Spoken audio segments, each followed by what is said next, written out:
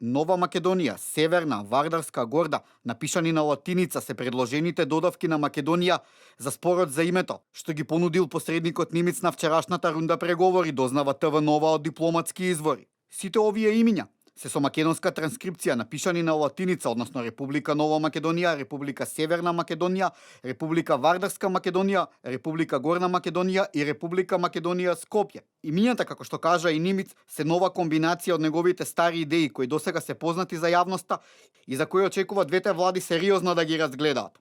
Моите идеи како целина се нови затоа што имаме нова комбинација на идеи.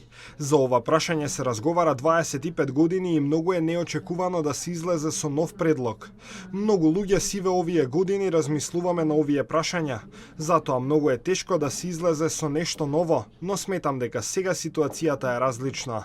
Но ова гледам како на добар сет на идеи со пакет на компромис, со кој двете страни би требало да се чувствуваат комфортно со заеднички прифатливо решение.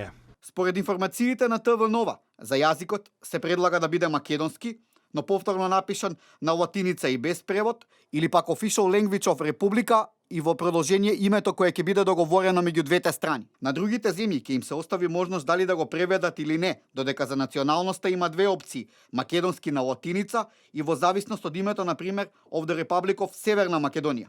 Идеите кои ги дал Нимиц го исполнуваат главниот грчки услов, а тоа е erga omnes, кој целосно би важел, вклучувајќи го и за внатрешна употреба.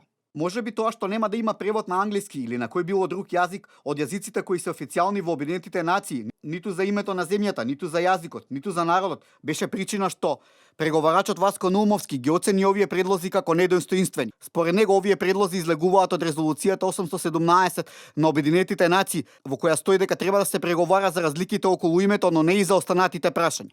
Ставот на Наумовски во владата го оценија како негов личен, кој не ги осликува позициите на владата. Нема детали дали се предвидува во двете земји да се одржи референдум по ова прашање или пак конечната одлука ќе треба да ја донесат парламентите во двете земји.